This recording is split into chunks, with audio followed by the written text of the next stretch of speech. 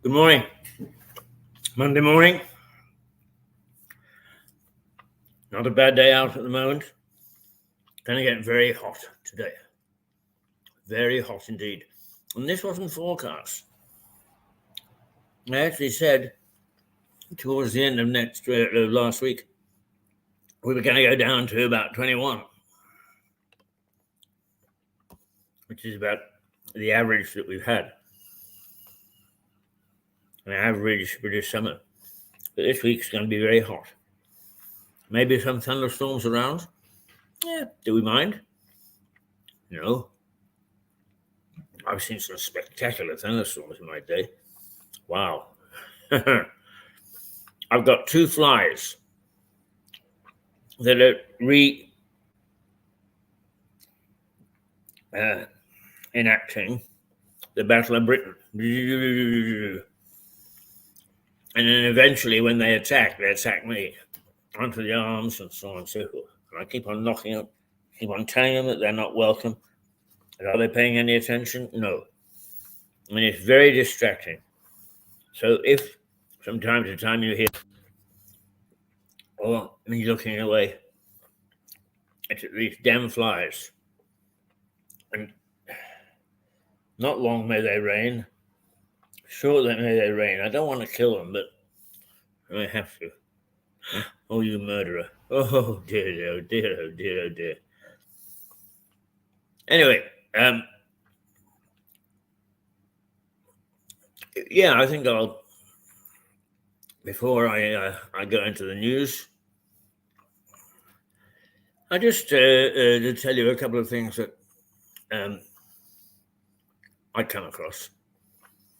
Now, I'm very fond, as undoubtedly some of you know, very fond of the music of the Danish National Symphony, and particularly their soloists.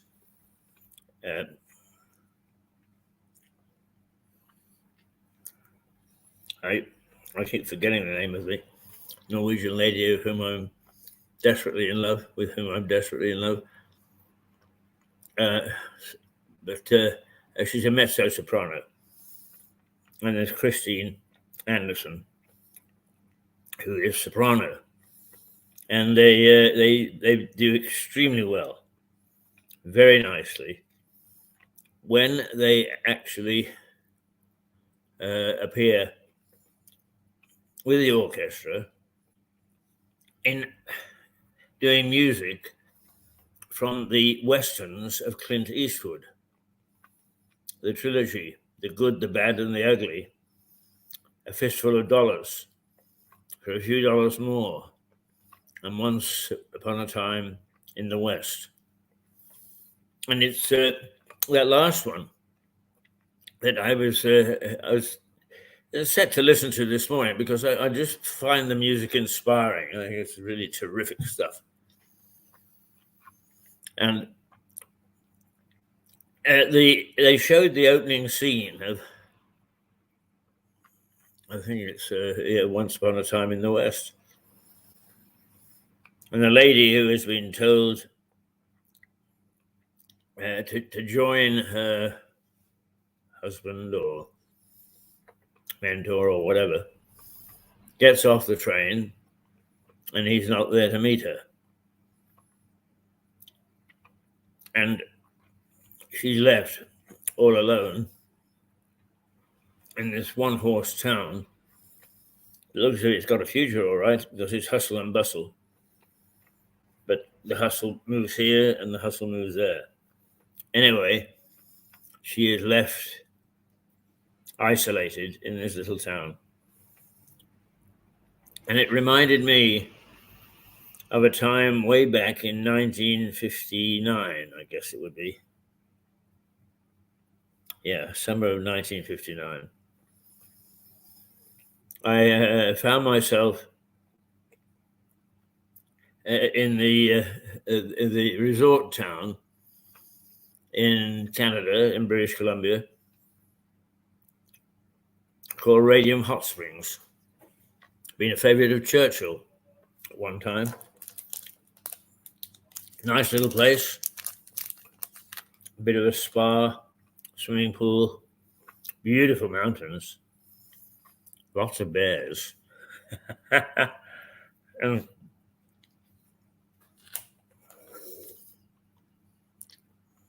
mouth again. Becoming fairly regular, I'm afraid, this dried mouth. It is what it is. I have to live with it. Unfortunately, you have to a little bit too. But at Radium Hot Springs, I had to return, or from Radium Hot Springs, I had to return to the construction camp where I was working on the Trans-Canada Highway. Sounds very grand, doesn't it? It's actually throwing dirt as a labourer, although I did get a promotion. I became an assistant powder man, showering dynamite into cliff faces and blowing them up. It was sort of exciting. And boy, I treated that dynamite with absolute caution in the extreme. I wasn't going to blow myself up, that's for sure. But anyway, to get from Radium Hot Springs to a town called Golden, which was golden in name but not in nature, I had to take a little bus, which was called the Stage. I guess it replaced at one time, the Stage you see in most of the Western movies. But for some inexplicable reason, on this particular day, the Stage was delayed. And what that meant was I missed the train. 6, 7 in the evening.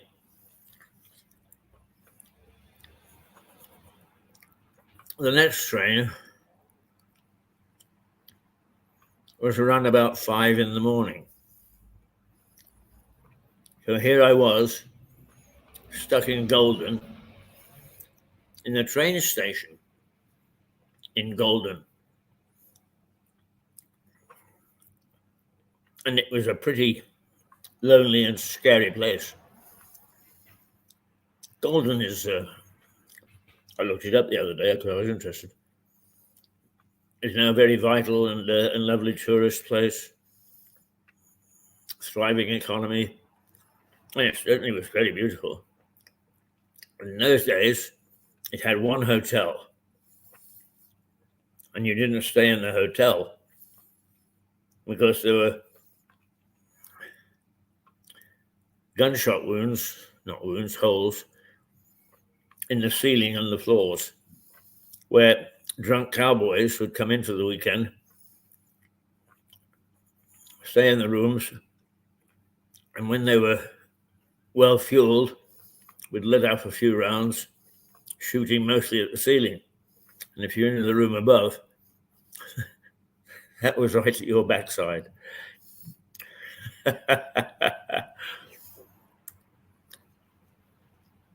So the hotel was to be avoided at all costs. And there was only one other place left to sit and hope like hell that nothing untoward happened. and that was in the train station. Wind forward a few years, and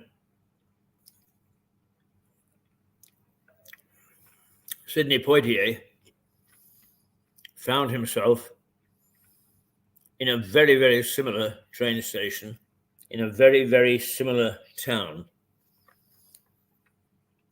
where he had to wait for a train that was going to arrive at 4 a.m.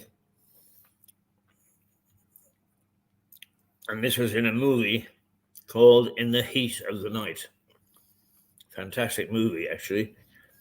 Sidney Poitier and Rod Steiger. Steiger plays the redneck sheriff who hassles the black guy waiting for the train until there's a murder, and they haul Sidney Poitier in for questioning. And Poitier eventually says to them, "You better bring my chief in, I think it's Boston or wherever, because I'm a detective." The locals in the sheriff's office all throw up their hands in horror. You can't have a black man as a detective. Can't have one as a policeman in those days either. But Poitier, it's a marvelous scene where Steiger is demanding from him his name. And he says, "What do they call you?" And Poitier says, throwing himself up to great height, "They call me Mr. Tibbs." The movie is about, yes, redneck societies in the United States, but also how a creeping respect grows up between the redneck sheriff and the sophisticated black detective stranded at night. The reason I'm telling you this is I have never felt so insecure in all my life, or at least all my life up to that stage. Would the cowboys come in and start shooting perhaps something else other than the ceiling of the local hotel? What sort of people were there in this town? Because it was absolutely deserted, except for this ticket office at the station. All in all, a very, very dicey situation. And actually, I came through it perfectly easily. There were no untoward occurrences, incidents. And I made it through to the train, got on board the train, and came back to the mining camp. Why was I telling you this? Because I saw in a clip a lady who was getting in the movie. What is that movie called? Something to do with the West. I had it a moment ago, and now I don't. And I could see that it replicated my experience. I doubt if you would get, even if you wanted that experience, and I wouldn't recommend it to anybody, I doubt if you could get it nowadays, because places are far more sophisticated than they were. But it was the way things were way back in 1959, 60.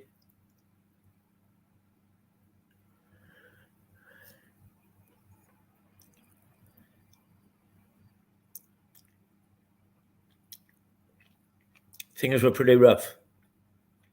Small towns were really small towns. Law and order was not particularly well kept. And being alone at night in a strange environment where you knew some naughty things had taken place was no fun, believe me. And I had great empathy with this lady. It was a movie, but nonetheless, the lady who was lost, if you like, not met by the people that promised to meet her. And she had to put up with the small town nonsense that went on, and I suppose still does, but in a much more diluted way. That was supposedly modern civilization back then. So when you get uppity about waiting for a train, think back to that. Not so nice.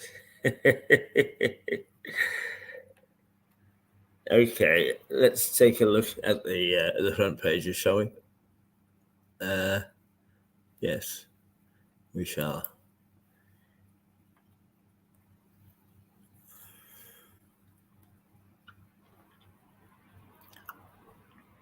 Well, that's not a good... Oh, here we go.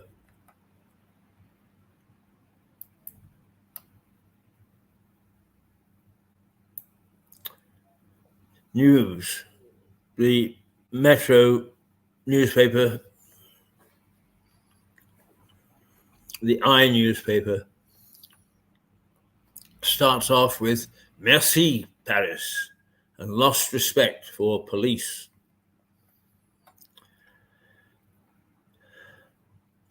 Its main headline, though, is hopes that worst of riots are at an end.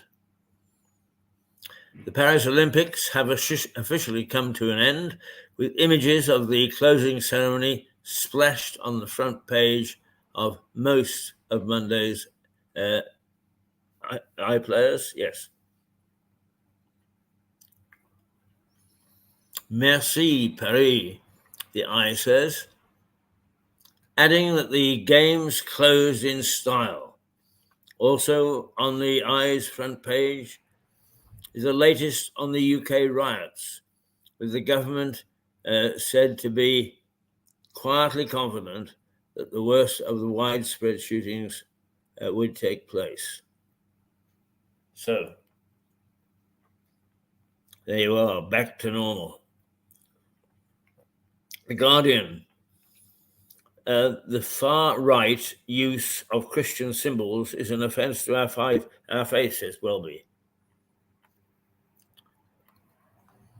The Guardian leads with criticism from the Archbishop of Canterbury of far-right groups for using Christian imagery during the recent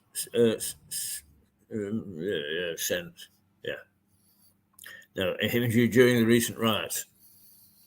Writing in the paper, Justin Welby, who is the Archbishop of Canterbury, describes it as an offence to our faith.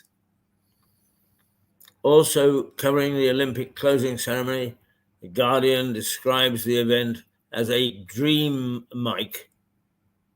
Yes, a dream mic, science fiction, inspired light show spectacular. Let me read that again because it's very badly. Science as a dramatic science fiction inspired light show spectacular. So the games comes to an end. And I must say that I'm a bit ambivalent about these games. Those who are close to it, sports people, are all over the moon. What a wonderful show it was. Perhaps it's because it was away from anywhere that I'm, well, what should we say, engaged.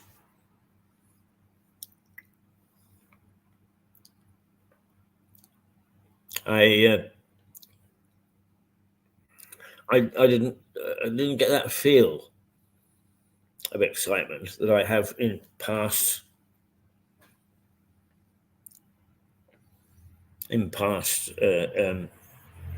games, Olympic games. But the real point is that many people are hailing it as one of the best ever. So it just shows that there are people like me who are sidelined. Oh, I wish them well, and I watched some of the Olympics on telly. But it's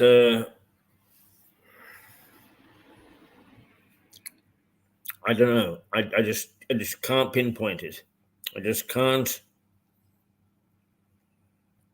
say what's bothering me about the way this was actually treated and the excitement it engendered in many parts of the world. Sumptuous scandal hit with one British superstar. Is the Daily Telegraph is talking undoubtedly about Britain. Cooper. The UK has lost respect for police.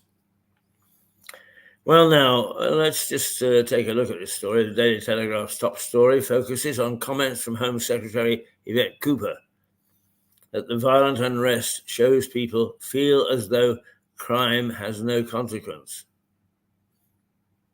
Mrs.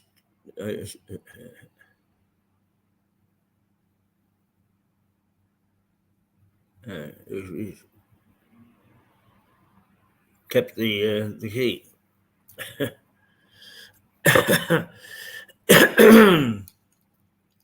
The Telegraph focuses on comments from Home Secretary Yvette Cooper that the violent unrest shows people feel as though crime has no consequence. Miss Cooper, the paper reports, has vowed to restore respect for the police and respect for the law. Well, I don't know that people have lost respect. I think it's been eroded over the policies that have been followed by various police forces around the country and by the singular lack of success of the Met to come to grips with knife crime in the capital. Although we haven't, while other things have been headlining in the paper, we haven't heard a great deal about that. But believe me, I doubt that it has ceased or faded into obscurity.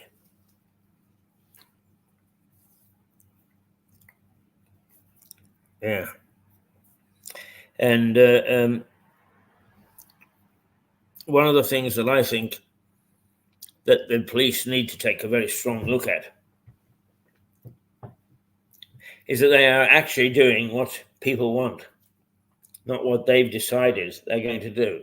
That's a classic key PR statement. But we haven't seen a policeman on the beat for a long time. When it was discussed the other day on Mirador, it lasted for all of 10 minutes before it was back to what it was.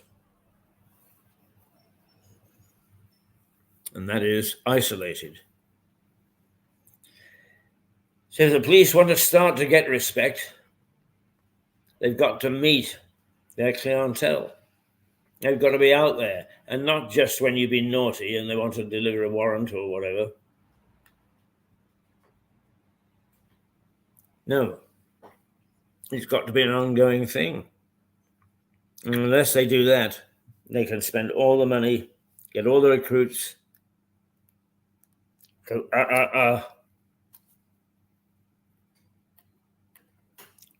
if they want to, and they will gain no more respect than they have now. Although I do agree with her basic assessment, and that is that the police have lost confidence. Lost the confidence of the public. The Metro, Dance to Heaven, Little Princess, and that's about the funeral of the young lady Alice da Silva Aguiar, who was stabbed to death in what seemed to be a random attack anyway.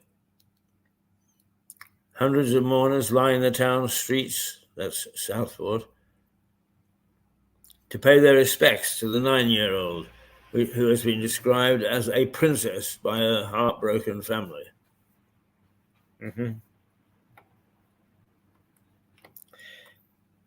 Mirror, a showstopper. Alice, heartbreaking last PIC. Heartbreaking pic. That's the young lady who was murdered. Mummy and Daddy will always love you. Family shared final memory of their beloved girl on a day they say goodbye.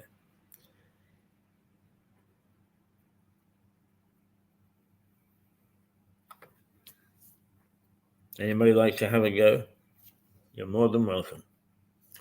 Talking of which, not to switch topics too frequently, but yesterday morning we had the young 11-year-old in, Bo, and she did very well. She looks as if she'll be quite an asset to this station because apart from which we now have a range of presenters from 11 to 88. That's not bad. That's not a bad range at all. And that brings in some experience, I'll tell you. Anyway, she was a delight to have on the air. She will build in confidence as she goes along, which is not bad right now. And we've got in September a lady called Rosie Hayes coming to join us. Rosie is an ex-independent television news, ITN news reporter who famously found herself in the 60s in Cuba and got to know Castro and his group of people extremely well. So you see, without too much planning, you can get the exciting assignments. The only thing is that having got them, make sure that you bring back the information that can feed them properly. Mummy and Daddy will always love you, the Mirror headlines, as it covers the funeral of Alisa da Silva Aguiar. It accompanies its story with the last photo taken of the 9-year-old man on the wrongdoing of the Taylor Swift dance class, in which she poses besides a second calculator, the nurse, and the deer. Not sure that it's being chased, just they're out there on the savannah. The Daily Mail. No more rioting in the name of our little girl. Parents' heartfelt message at the funeral of Southport victim as they pay tribute to their beloved anger. Then it's time for the Times. What today's single women really want is that's not the headline, by the way. It is the headline, but it's not the official headline, let's put it that way. And the Times, the Guardian says, faces from frown. No, let's go back. X faces axe. It's a play on words. In other words, get rid of. The Tex Anti-Terror Coalition. And it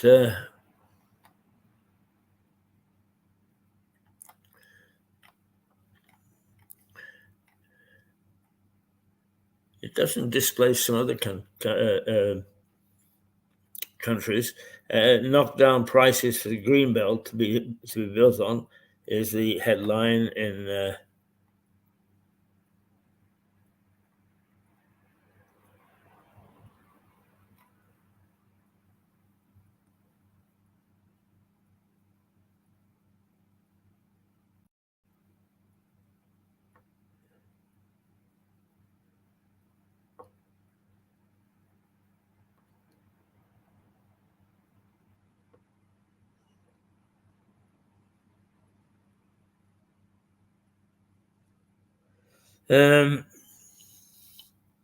now, knock down prices for the green belt to be built on is the main headline in the Times. The Times leads on details of the government looking to reform planning rules. It reports that councils are being given the power to compulsorily, that's a mouthful, isn't it? Compulsorily and cheaply build up greenbelt land under plans by ministers to fulfill their pledge to build 1.5 million homes by 2030. Oh, it's changed now. It was going to be a million. No, I guess not. 2009. Let's not quibble about a year over big things like that. Financial Times. Harris leads Trump on economy in a poll that marks sharp sentiment from Boris Johnson. The paper leads with the results of an opinion poll that suggests Kamala Harris is ahead of Donald Trump when it comes to economic affairs. The FT says this is the first.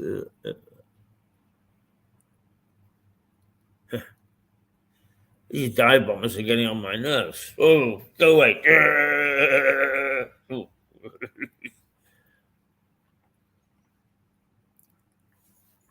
Right, the FT says this is the first poll to put Miss Harris ahead on the economy.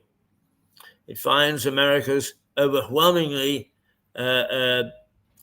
worried about inflation and that underlying unease over high inflation could yet benefit Trump. So there we are. It hasn't all gone quiet after the shooting. The Daily Express. Exposed. Junior doctors plot to cripple the NHS again. Possible new industrial action by junior doctors is the lead story in the Daily Express on that's today, describing the plan as a plot to cripple the NHS. The paper hears former Home Secretary Priti Patel, who criticized the loathes his aunt summary, let's put it that way. And it also criticizes the union for inflicting more pain and along language in the viewing hole. And you are, if you want to struggle to, I guess it'll be Trent Bridge, you are welcome to go and watch that sheep. Next time I'll look again. The Daily Star, free inside. Ooh la la. A furnace from France. It's a Blitz written. And it says the 35-cent French fry. When it means centigrade. But the usual play on words. Okay, let's have a look at the time. Oh, 8:35. We're not doing too badly, I guess. Not doing too badly at all. Right. I think that,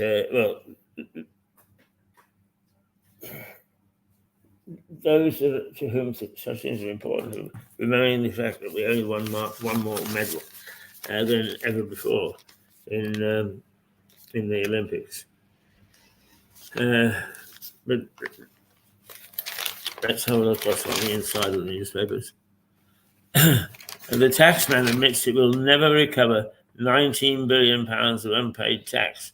And I'm getting excited because it's chasing me for a negative income.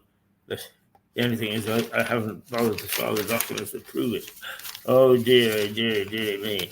So I expect I'll end up with fines and things. But my numbers will show no income.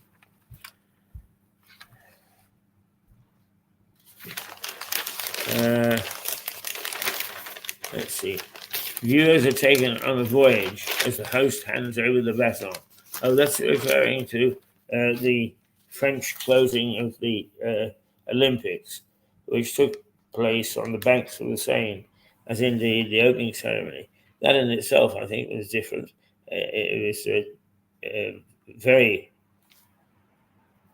spectacular. And I think that it's a winner. But I need other people to tell me, because if I had wanted to watch it live, I would have fallen asleep. That's what Parkinson's and age does to you. Yeah. Right.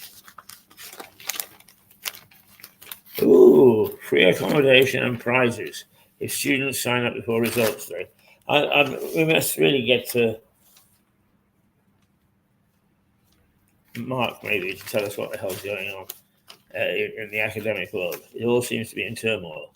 Universities are fighting to attract potential students with the chance to win a year's free accommodation and other prizes if they sign up for clearing packages before they learn their A-level results on Thursday. It's a sort of a beauty parade. Oh gosh, these flyers are really getting it wrong. I'm really going to get a miniature machine gun. Can't see what I'm doing, can you? No. Yeah. Okay. Hasn't done a blind bit of good. They're still buzzing around, waiting until I'm off my guard and then attacking me. Well,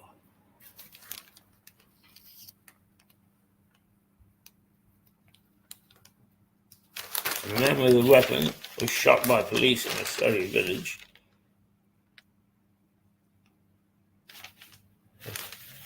Let's see, where was that? Knaphill, on the outskirts of Woking. This violence is everywhere. Immigrants fill more jobs than Britons since COVID. Quite a big article on that. Sunak stuck with July the 4th poll because he'd told the King. The King is said to have been frustrated that Rishi Sunak's cabinet meeting to approve the date of the general election clashed with a meeting of the Privy Council. Oh dear, don't like doing two things in one day. And this, right, now here I am getting concerned. This civil servant, Sue Gray, who appeared in determining what was going to happen to Boris, is now apparently the Supremo. She is in charge. And what she's doing is she is blocking meetings with the King or the Prime Minister, or with anybody else for that matter. And she, in some cases, she's not telling the King or telling the Prime Minister that he's got somebody to meet, and sloughing it off. Now, that sort of supremacy, that sort of autocracy we can well do without. Democracy is under threat as it is. And we need to, oh dear, these flies are just awful. We need to make sure that we don't allow, no matter what the cost, we don't allow the people to have absolute power. Because then they most certainly will do their own thing and there'll be nothing to stop them. This television station is dedicated to freedom of the press. Okay, we're not very big at the moment, but we've got the principles and we spread them around the world. And in fact, some of us have actually trained people in communist countries how to behave as once their embargoes are lifted. So we are dedicated. And there was an item in a paper over the weekend that some autocrats are putting in legislation into the UK manifesto that certain things will be given authority to clamp down on, and this will be about speech. Our civil servants will determine what is hate speech, what is inciting to riot, what's this and what's that. And the moment that you give that sort of thing up to people, they then lust after even more power. And because you've given them the right to get heavy, wham, they get heavier and heavier, and we're in trouble. This has got to stop. Miss Gray must be put out to pasture or sent off to another department or even to another country. Now, perhaps she could become deputy ambassador to Uzbekistan or something like that. That sort of nonsense must be halted. And because local media has been devastated by people with lots of money and not the sense to realize just how important it is to democracy. Those sort of people will use legislation that's being proposed and some directives right now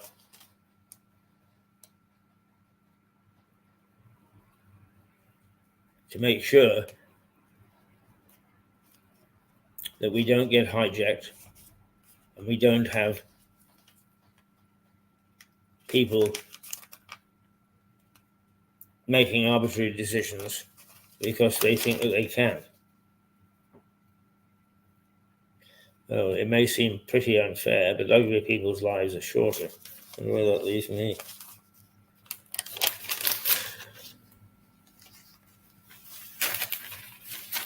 Right. Hundreds of Britons try to avoid war in Lebanon. The wars are still hopping around, including the one in Ukraine, where I think that the Ukrainians have blooded Putin's nose again, something he really didn't expect. Now is time to make a deal, in my opinion.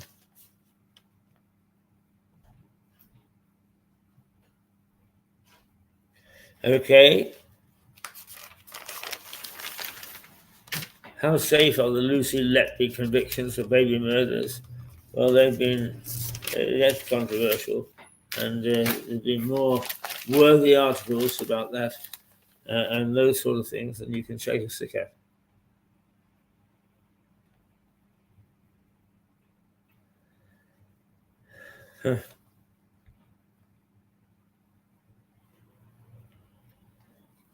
A creator defends her sex education show for children. I don't want to get into that.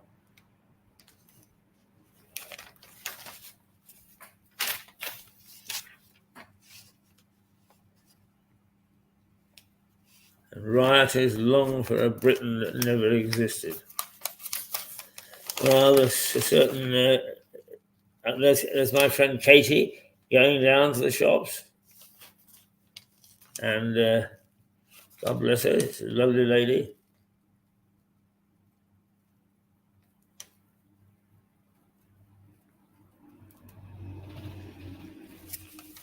Well, there's a cartoon asking, will it ever end? Talking about war and rebellions and rioting and all that sort of stuff.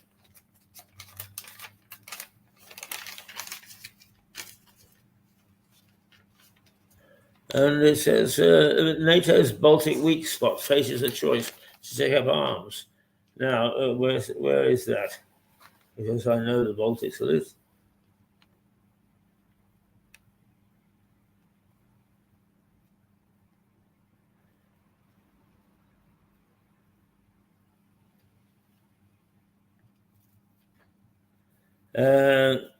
The archipelago of islands in Scandinavia, but sure, that's not what you're talking about. What an awful article. I've got 3 paragraphs and we haven't got into what the story is. No, I have no idea.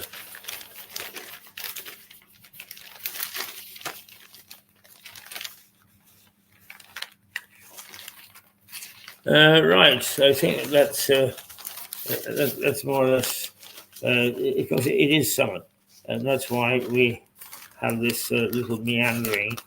A lot of our people are away, and anyway, I think you know that we are preparing for a much better, much heavier, much tougher, but a much more enjoyable, I hope, Mirador starting at the beginning of September.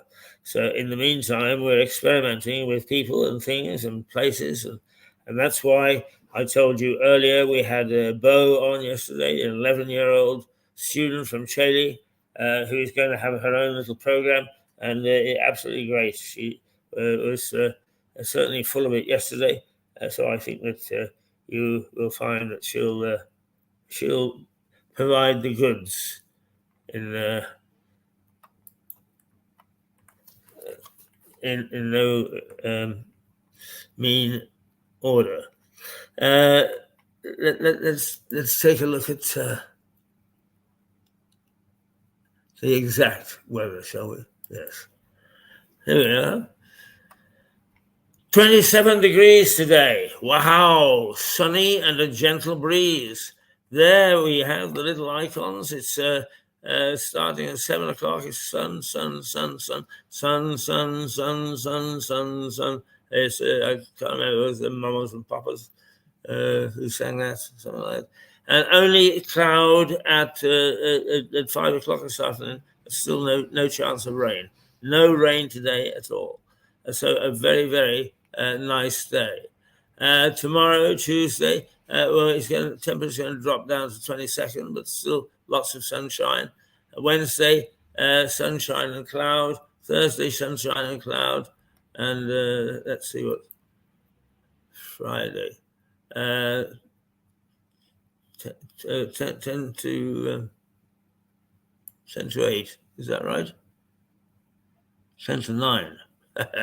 10 to 9. Yeah, and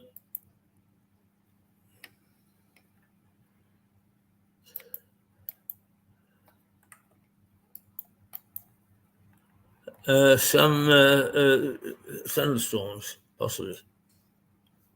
Yeah, some thunderstorms. So if you are going out, don't take a brolly that's tipped with any sort of metal.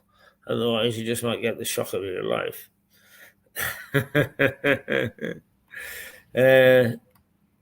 Yeah. Now, let me just take a moment to tell you about some of the new programs that we will have in September, because we are working towards them, and they are beginning to look more real and more real. Harry Atherton will be back, as indeed he will be this morning, in about an hour. So will Philip Meredith. I'll be around. Bo will probably join us. That's the young lady. Will probably join us for the first time next week. Suzanne Mouchot will be back. Suzanne is one of our New York ladies. And Melissa Conti joins us for Jamboree every Friday, and she'll continue to do that. We have got John Pillow, our AI man, who come back with his magic box of tricks. But new will be, let's see, what have we got that's new? I'm happy to say that we're expecting Keith Norman with a surprise package. Keith Norman is a gardener in Lewis and a commentator on local government, but also he has been a very senior man in Bonfire and can give us the inside edge, as it were, on what's happening in that direction. Let's see. Yes, we're going to have a series on transport. Transport will cover travel and tourism, and that should take place every Monday morning.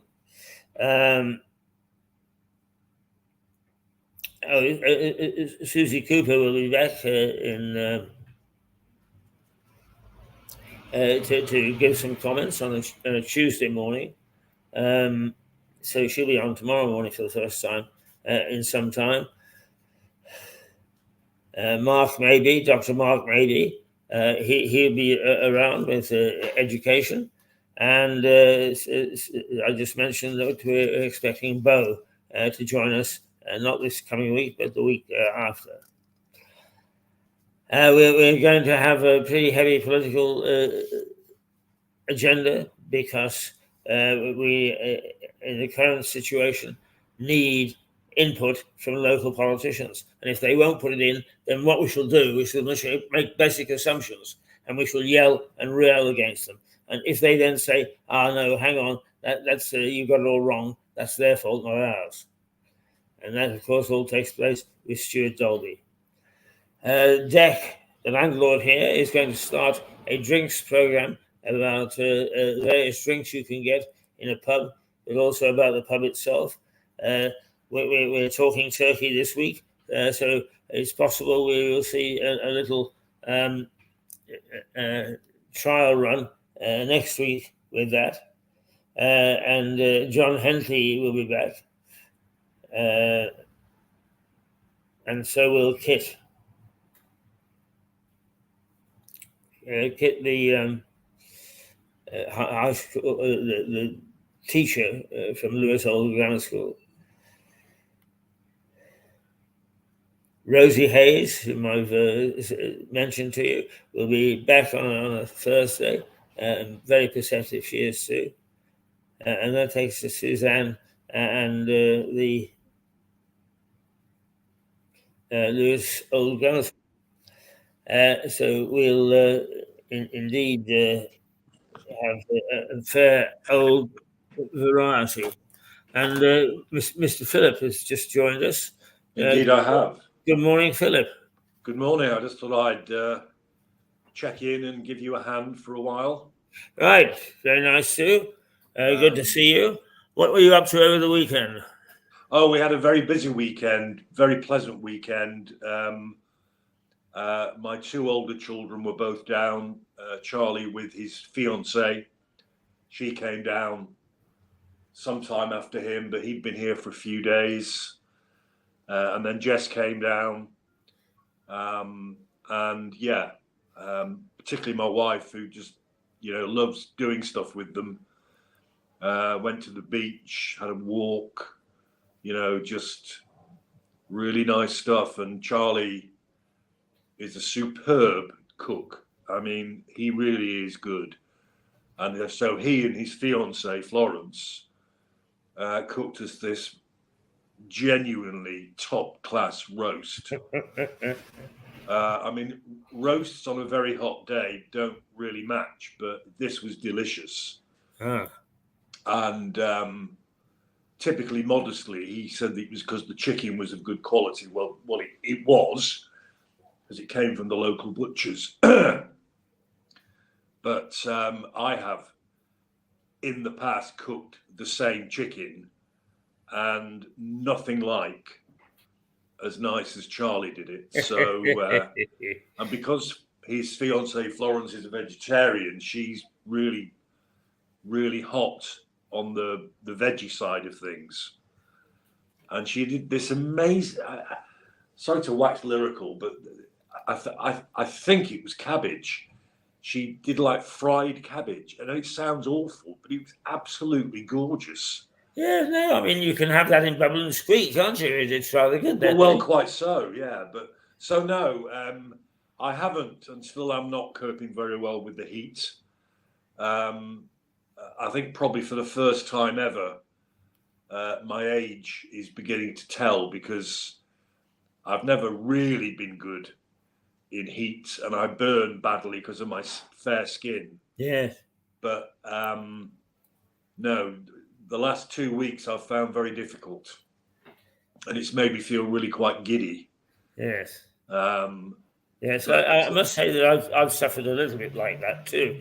And my big problem is I can't determine between what the heat is doing and what my Parkinson's is doing. Well, yeah, exactly. That must be the case. Yes. But no, the way it affects me is I just feel sort of not there, sort of faintish. In fact, I did faint. One day during that hot week, I just went down and I was out for a few seconds. Oh, really? Yeah. Yes, and I had no idea why. It does make me sleepier than usual, and I tend to fall asleep while I'm talking to people, and then wake up as if I knew what the conversation was. Yes, well, we know you fall asleep because we see it on Mirador. Yes, and then you deny it. Yes, as my dear father always denied it, just resting my eyes. That's right. But yeah, so you always deny the fact that you are visibly having a snooze, but you know, a mid-octogenarian is entitled to a snooze now and again. You think so? I'm glad that particularly one who is utterly obsessive and gets up at 5 o'clock in the morning and presents this television program. Yes, well,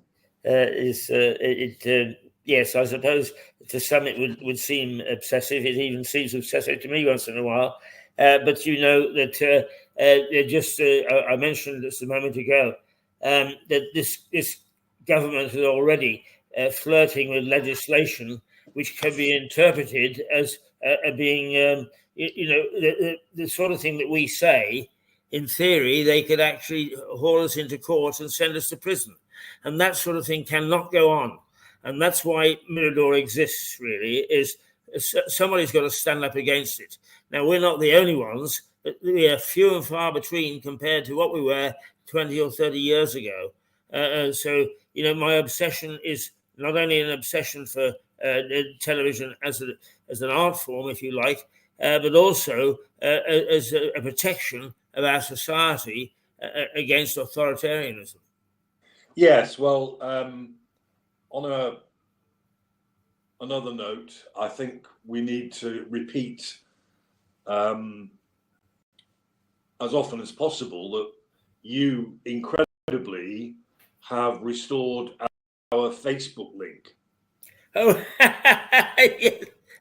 because, again, rather like people needed to know that, thankfully, temporarily, it was my Facebook account that was being used. You have managed to restore Mirador TV Facebook. Yes, I did. And it works because I've watched it this morning. Right. Yes, good. It's something of a miracle, but... Well, miracles obviously happen because yes. Quite how Fumblebum managed it, I just... No, I have no idea. I am agog. At last, pressing the buttons randomly without knowing what the hell you're doing, at last it's worked. Yes. Sometimes I think all of us, if we've got the time to fiddle and fart around, we can solve some of these things. But the pace of life is that we don't have that sort of time, and have to get on with things. So we don't solve them and allow them to frustrate us. Yes, well, we got through. Sadly, the contact from Harry proved to be not very keen. Charles seems to have disappeared off the face of the earth for you, so you're now going to get in contact with the chap across the road. Well, yes, in fact, I've made contact with Ian. He's a nice chap. I've known him for a long time. He's a very popular chap around town. It was a great regular at the Brewers Arms in Lewes for a long time. I don't know whether that's still his pub of choice, but I'm going to speak to him this week and get him going. If in fact, although we've had a little bit of a slow start with some things, if September the 2nd is our target date, we are slowly moving towards that, where we should have a nice smooth operation going by that date. Well, you are a smooth operator, as Sade once sang. The important thing is that you have a computer at home that can do what we're doing now. That's Yes. all. That's all it comes down to. Well, you're an admirer of Susie for a variety of reasons, who is my carer, but also on a Tuesday morning is going to return and do a little commentary, on the world in general from the housewife's point of view. But she was the other day. She said, "I said, that this is the computer that our chap is coming to look at." And she said, "Oh, there are a few cables here." And she went through and she ruffled through some cables and she plugged this in and she plugged that in, and she's actually got it going. The thing is that now to make sure that we get whatever is in there up on the screen, we do still need the expert. But she's got the computer going, God bless her.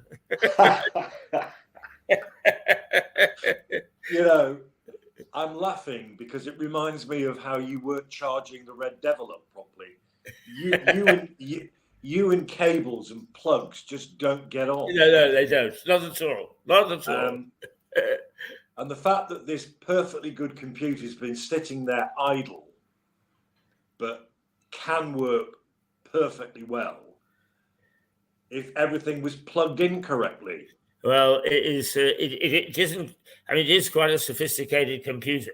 I'm quite sure that even you would look at it the first time and think, "Oh my God." And we're only halfway there, but at least we're halfway there. Yes, well, so we're halfway there with a home-based computer for you. Yes. We're back on Facebook. Yeah, we're sort of cooking on gas, aren't we? Yes, we are. And we'll get Ian to take a look at the systems here and see how we can improve the systems in the pub. And then we should be fairly well equipped. The other thing that I want him to take a look at, if I can, is I got this, which I call a dongle. Oh, yeah. And this actually will give us internet from places that don't have regular established internet, which means, and I've suggested to you that we might try this, is that we could start our daily programs, for instance, from the castle. By just simply taking down an iPad and this and checking in. So it gives us a fair range of options to make our programs even more interesting. Well, yes, it depends on how well you feel, whether the Red Devil is charged up and whether the dongle is charged up, because my understanding is they're not free. You have to pay for the coverage you get from them. Well, in this particular case, we pay a subscription every month, and it is wrapped in with my telephone bill. So, right. So yes and no is the answer. It's active. It's active. But we'll sort all those things out. We do have little boxes of tricks, and as I said a little earlier to our viewers, is we are working hard to make our one thing that, as I said to the troops, we are doing some pretty damn good stuff now. and we have a glow on each Friday after our jamboree. But we just want to make sure that we don't fall into the age-old television trap of being radio with pictures. We need to be television as such. So we will continue to work on it. We've come a long way in 12 months, and I'm quite sure that we won't be recognizable this time next September. Yes, Why we are making advances. Are you having plastic surgery or something? Just about that. Yeah, you won't. So you won't be recognisable. Well, people have said I'm a bit too handsome for this business, and could I? Well, I do realise that is your reputation, visually and physically, yes. But in Littlehampton, you're known as the flower murderer. Yes.